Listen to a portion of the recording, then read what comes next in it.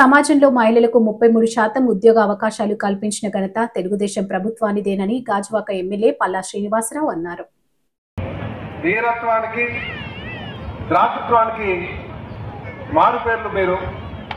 మిమ్మల్ని గౌరవించడం కాపాడుకోవడం సామాజిక బాధ్యత అని చెప్పి ఈ సందర్భంగా తెలియజేస్తున్నా. సోదరిమణులారా, మేమెప్పుడు కూడా మీ అభ్యుదయానికి కృషి చేస్తామని చెప్పి ఈ సందర్భంగా తెలియజేస్తున్నాం. కీర్తిశేషులు నందమూరి తారక రామారావు గారు ఆయన మొట్టమొదటిసారిగా మహిళలకి వారి అభ్యున్నతి కోసం, వారు అభివృద్ధి చెందాలి అంటే ప్రతి ఒక్కరు కూడా ఎడ్యుకేషన్ ఉండాలి, విద్య ఉండాలని ఒక ఆలోచన చేసి మరి కాలేజీలో 33% రిజర్వేషన్ ఇచ్చారు.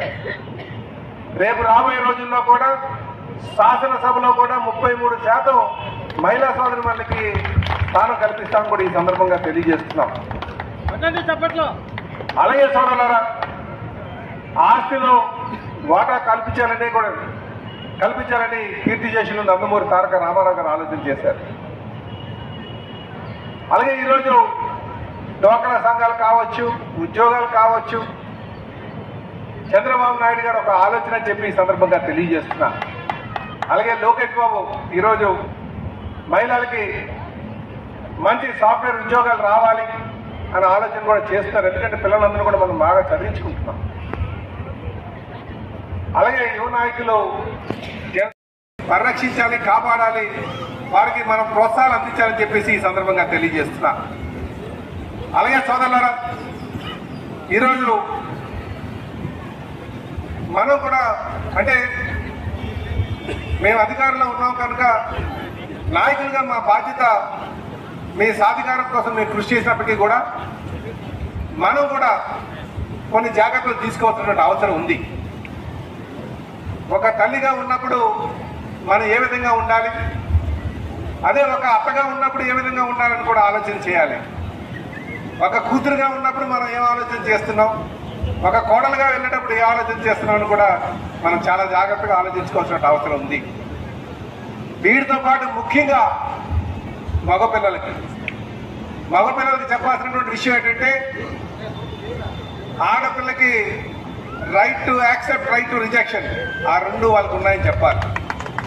వారికి ఇష్టం ఉంటే ఇష్టం అని చెప్తారు, ఇష్టం లేకపోయినా ఇష్టం లేదని చెప్తారు. ఇష్టం ఉందన్నా ఇష్టం లేకపోయినా సరే నువ్వు యాక్సెప్ట్ చేయాలని చెప్పి మొబైల్ చెప్పాల్సినటువంటి అవసరం ఉంది. ఈరోజు ఆ దాడులు జరుగుతున్నాయి. దాడులు జరగడానికి కారణం ఇదొకటి. అందుకే తల్లిగా మనం పిల్లలకి మనం చెప్పాల్సినటువంటి అవసరం ఉంది. మహిళలకి ఆ అధికారం ఉంది, వాళ్ళు మనం గౌరవించాలని చెప్పి చెప్పండి అని చెప్పి తెలియజేస్తున్నాం. మహిళల యొక్క అభ్యుదయానికి, సాధికారతకు, అటు సామాజికంగా ఆర్థికంగా కూడా వాళ్ళ కోసం మేము పాటుపడతామని చెప్పి సభాముఖంగా మీ అందరికీ కూడా తెలియజేస్తున్నాం. అలాగే సోదరిమణులారా, మనం వేదాల్లో చెప్పుకుంటాం, బ్రహ్మ విష్ణు మహేశ్వరుల కన్నా శక్తివంతులు ఎవరంటే త్రిశక్తి అని. కనుక మీలో నిగూఢమైనటువంటి ఆ శక్తి ఉంది, మీరు మీకే సాటి అని చెప్పి ఈ సందర్భంగా తెలియజేస్తున్నారు. అయితే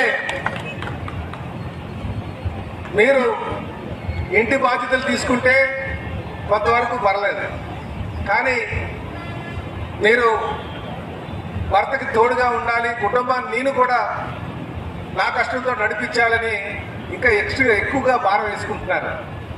అందుకనే పనిచేస్తున్నటువంటి మహిళా సోదరిమణులుగా చూస్తే మగవాళ్ళ కన్నా ఎక్కువ కష్టపడేది మీరే అనిపిస్తారు. ఎందుకని ఇంతటి మహత్తరమైనటువంటి కార్యక్రమాన్ని నిర్వహించిన పెద్దలందరికీ కూడా హృదయపూర్వక నమస్కారాలు తెలియజేస్తున్నాను. మరొక్కసారి మీ అందరికీ కూడా మహిళా దినోత్సవ శుభాకాంక్షలు. అంటే ఏ విధంగా ఉంటుంది అనేది మనకి ఒక ముఖ చిత్రం చూసుకున్నట్లయితే ముందుగా ఏం గుర్తొస్తుందండి? ఒక నెమలి అన్నాం అనుకోండి, ఒక అందం, లేదంటే దాని నీలం రంగు, దాని నాట్యం అట్లా వస్తుంది కదా. అలా ఒక మహిళ అనగానే మీరు అందరూ ఏం చెప్తారు? చెప్పాలి, అర్థం కాదు. అంతేనా మహిళ అంటే? అందం, ప్రకృతి, అమ్మదనం, అంతేనా? మహిళ అంటే శక్తి. చెప్పాలి, మీకున్న పర్యాయ పదాలన్నీ చెప్పాలి. ఓర్పు, సహనం, మంచిదనం, బాధ్యత. సో అన్నీ చెప్తున్నారు. నిజంగానే ఒక మహిళ అనగానే ఎవరి ముందైనా సరే ఈ యొక్క అన్ని వాళ్ళ యొక్కటువంటి అన్నీ కూడా కనిపిస్తాయి. దానితో పాటు నేను కోరుకునేది ఏమంటే వెంటనే చెప్పగలిగేది ధైర్యం అని చెప్పాలండి. ఓకే అండి, మనలో ఏమాత్రమైనా కొద్దిగా 1% తక్కువ ఉంది అంటే అదే ధైర్యం. ఆ ధైర్యంతో కనుక మనకి యాడ్ చేసుకున్నట్లయితే మనకున్న వీటన్నిటితో పాటు కూడా చాలా చక్కగా ప్రతి రంగంలో కూడా ముందుకు రాణిస్తాము. ఏ ఆడపిల్ల కూడా బాధపడాల్సిన పరిస్థితి అయితే ఈ రోజుల్లో మనకి అంతగా కనిపించడం లేదు. కొంచెం బ్యాక్వర్డ్ ఏరియాస్లో ఆ విధంగా ఉన్నప్పటికీ కూడా మనకి మన వాట్సాప్ కానీ ఫేస్బుక్ కానీ తీసినట్లయితే ఎవరి మీదండి జోక్స్ అన్ని?